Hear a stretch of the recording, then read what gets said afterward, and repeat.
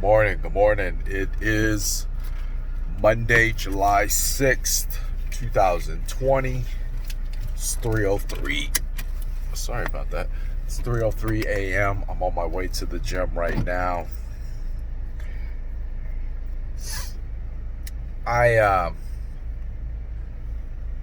My son had called me yesterday and he says, hey, I'm starting to exercise and work out with weights and I stopped at GNC. He's kind of telling me, what he's got going on, what he's doing. And he says, I stopped at the health store and got some protein and got some other stuff. Got me a shaker bottle, and I'm start exercising, getting some. He already exercised. He's in great shape. He said, I'm start strength training with some weights. I said, all right, good. And as we're talking, I said, well, that's all good. I said, you should do that.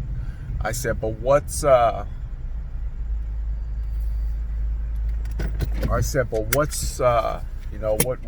you working for? What's your purpose? What do you want to accomplish? And he kind of was like, well, what do you mean?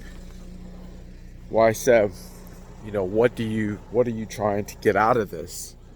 You want to get bigger, you want to get stronger.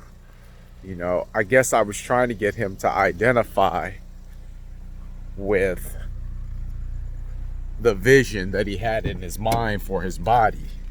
What do you after you go through this, what do you look like?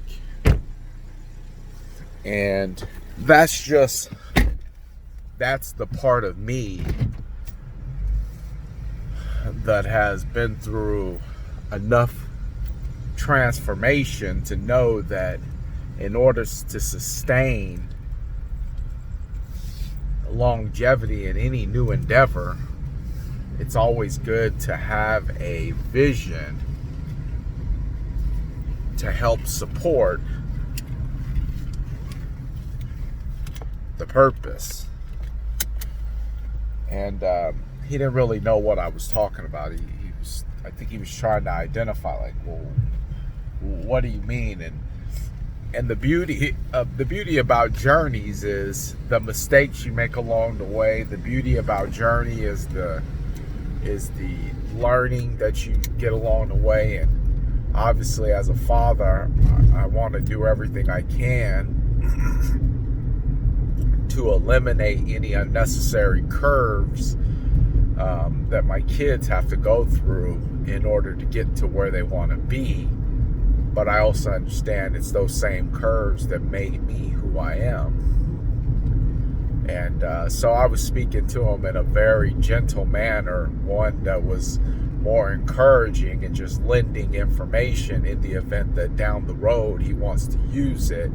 He'll have it somewhere in his mental Rolodex. But starting anything without a vision almost always will lead to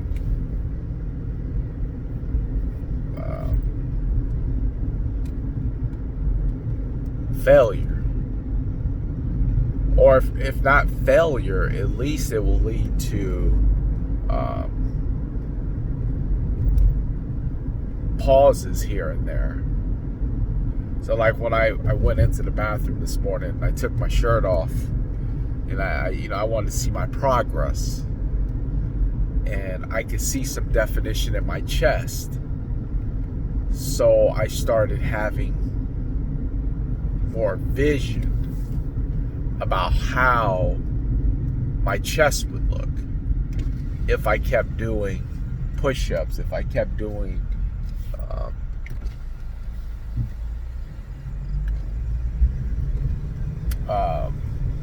bench press and dumbbell press and all these other things. that I would start seeing the progression that I wanted to see, but nothing comes without having a vision first. Everybody was given a vision before they ever made a move forward. It was the vision that actually motivated the action. But I think along the way we end up forgetting what we were doing it for. You know, it's kind of like when people get divorced, and when it's so weird when people get divorced and you go back and you look at their wedding pictures, or you look at pictures of when they were dating, and you look at all these things that come together to make up who they are, you know, and the reason why they decided that they wanted to be together. And then next thing you know, they're sitting in front of a lawyer. They have irreconcilable differences. They can't correct the disconnect.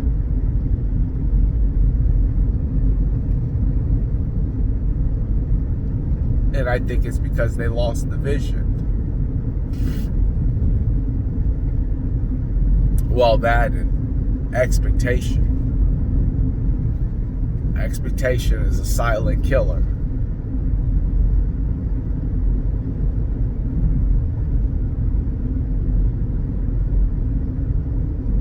Because expectation means without saying, I expect you to do something. And unless you're married to a mind reader, that's a detrimental mindset. But I just kind of let them know that I'm proud of you. Just keep going, and you'll figure it out. And my job as a father is to be supportive and to give him information to put inside of his mental Rolodex.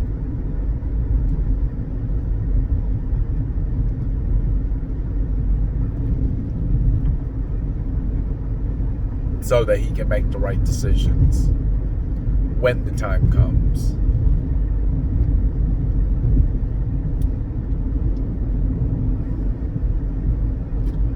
But one thing I would say to anybody who is trying to get somewhere in life, you got to have a vision. But it's not important just to have any vision. It's important to have and support a vision that God gave you. So the next question, how do I know God gave me the vision? Because when you see it, when you feel it, when you think about it, it moves you like nothing else. I heard something this weekend that was kind of upset me a little bit, and like upset me in a good way. But it was talking about how the people in the Bible, mainly King David, but many others, have been given visions about being a king, about giving birth to a child, about being free from slavery. I mean, these are great visions. But could you imagine you get the vision today? This is the part that upset me. You get the vision today, but it doesn't even come to fruition. In David's case, King David, 15 years.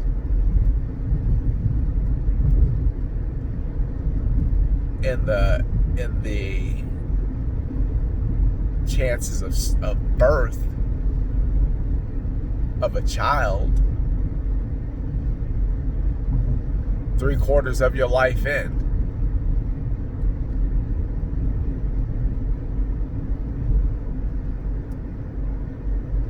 But the vision No matter how long it takes to come to fruition, every time you think about it, every time you anticipate, imagine it should encourage you to move faster and faster and faster.